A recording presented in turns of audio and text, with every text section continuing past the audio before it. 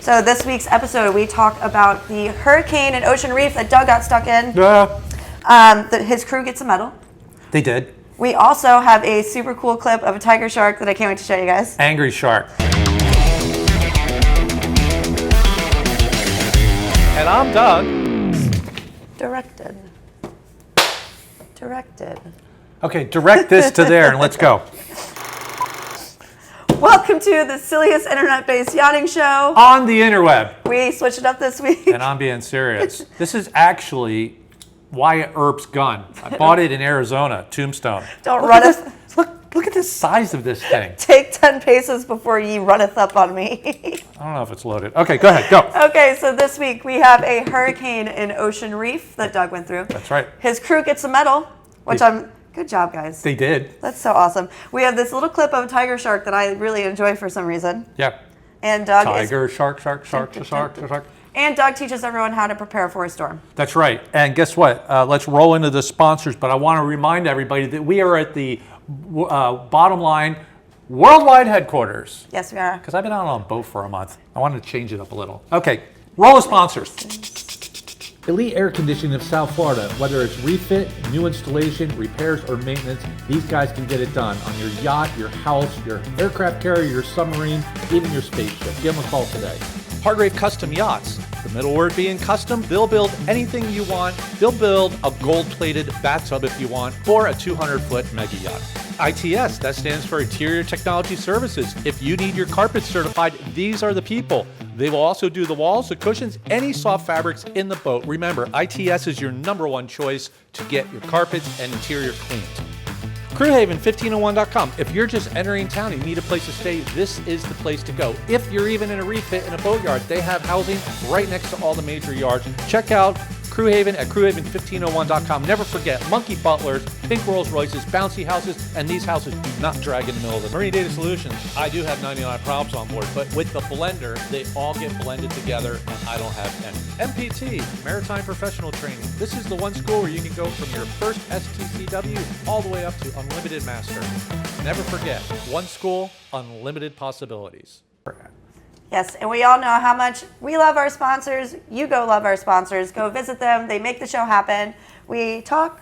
They pay for it. Everybody's happy. Everybody's happy. It's a win-win-win.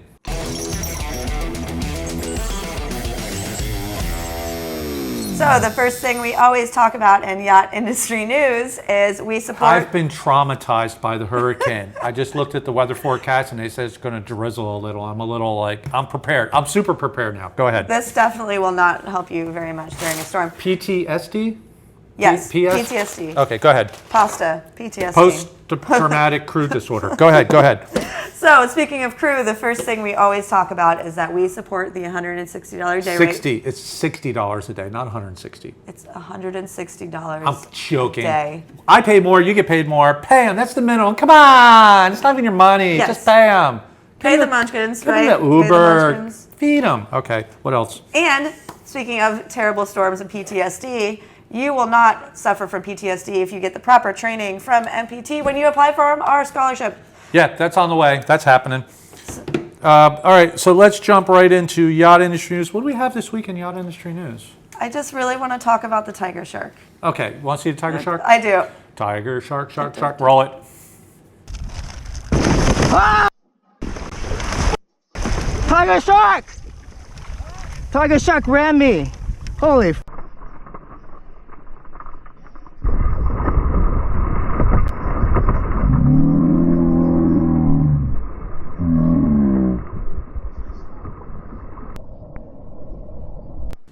I'm sorry, but you're in a kayak in the ocean off Hawaii, Tiger Shark Central. I think it's a pretty good bet that you should expect to see a shark, but that guy was mean. He had to have done something to that shark.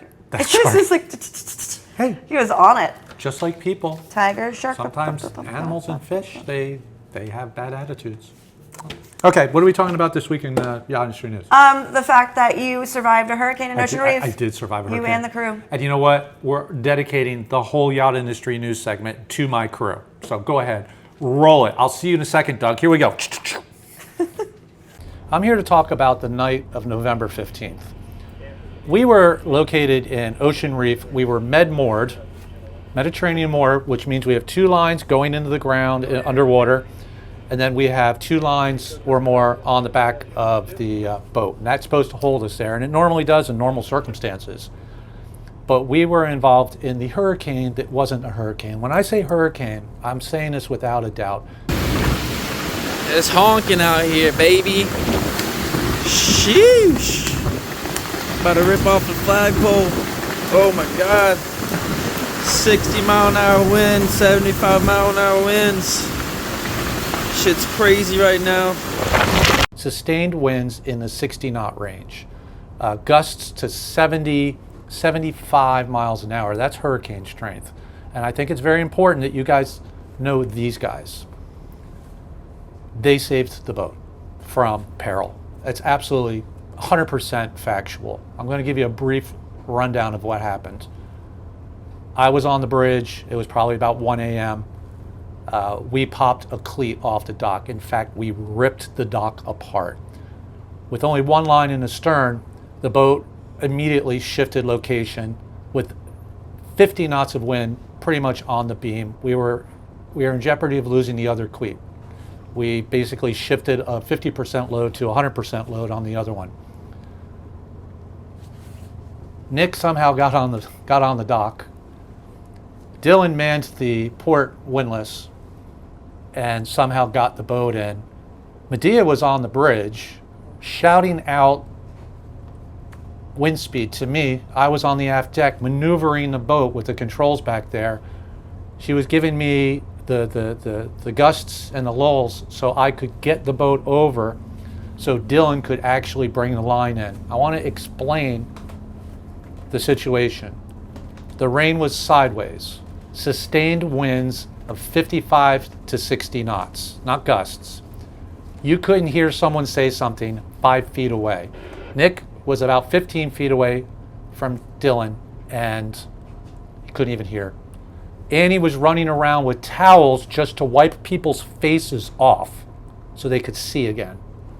Running all over the boat, grabbing towels. The owner was in the wheelhouse with Medea, shouting out wind speeds while we were back there trying to get the job done. This is what yachting's about. And why am I bringing this up? Nobody got hurt. And you need to know who these people are, and you need to hire them if they want a job from you. They totally stepped up to the plate. Minimal damage, and I cannot stress this enough. We were in fear. I was actually going over a contingency plan with the owner about what happens if we ended up in the mangroves and on the bottom. We only would have sank 2 feet. Probably could have served drinks in the main salon, but still. It was pretty messed up. And I want all you to know all them. It's Medea, Dylan, Annie, and Nick. So if you see them, give them a job. I'm going to give them something else that's really corny.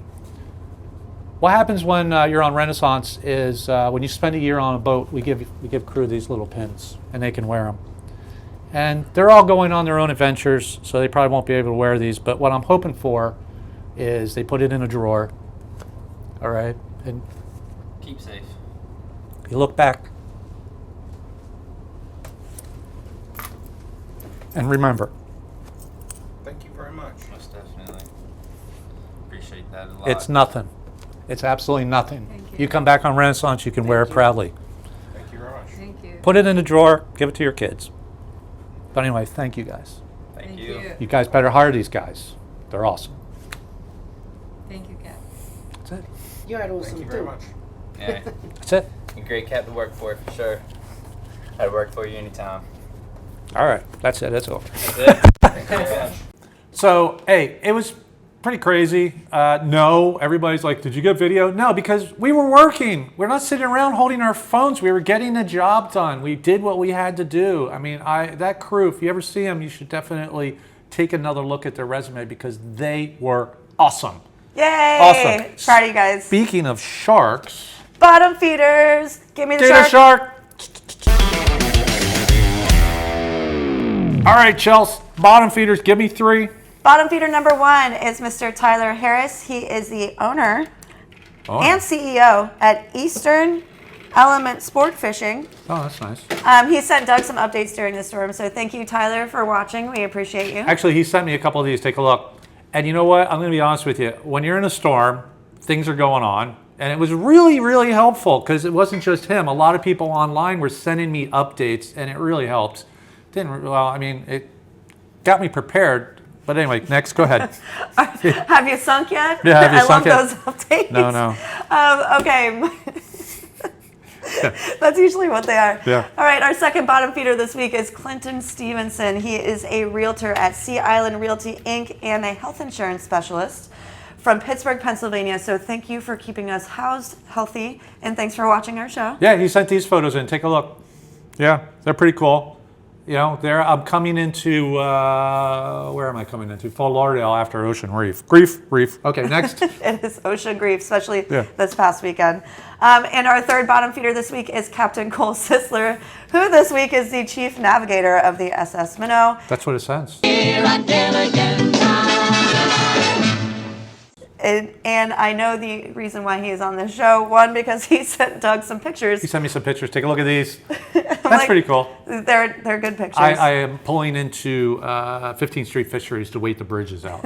Rico Suave. Yeah. Look how cool I am, the Ray-Bans. Okay, but hey, listen. Another thing Captain Cole does is he runs a motor yacht, Kimosabi. And Kimosabi is a pretty cool Westport 112, and he charters, and he sponsored the party. Yes, he did. And you guys should really, if you're in the charter market, if you're a broker, if you're a friend, if you're anybody, go ahead and check them out because they do a really, really good job over there. Yes. So I think that's it for bottom feeders. Let's move in. We got to check in with Dave from AMS Oil. Dave some AMS Oil. Okay, go ahead. Give me some Dave AMS Oil stuff. Dave is a Southern regional rep for AMS Oil products. What's that mean? That means synthetic oil. That means oil analysis. He'll even put the little things on your engine, so it's easy peasy to get your oil tested. Check out the safety of your engine with Dave from AMS Oil. And you know what that means? Because AMS Oil sponsors Crew Corner. So what we need to do now is... Fire the cannon. Fire the cannon. Boom. All right.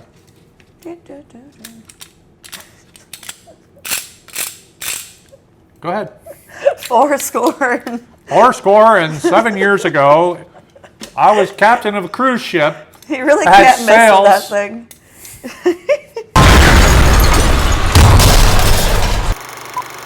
This week on Crew Corners, we are going to discuss being prepared for a storm. So that's what the pistol is here for. Alcohol, firearms. Just one. No! Umbrella. That's it. That's all you need. That's all you need. That's all. Okay? And then you have to put this sign after you survive a hurricane. Okay? No, listen. Don't forget candles. Candles. Yes. Odds are power's going to go out on your boat, so put plenty of candles around and light them. And don't use these. Use the ones that stand up, and you just put them on a plate. They'll never fall over.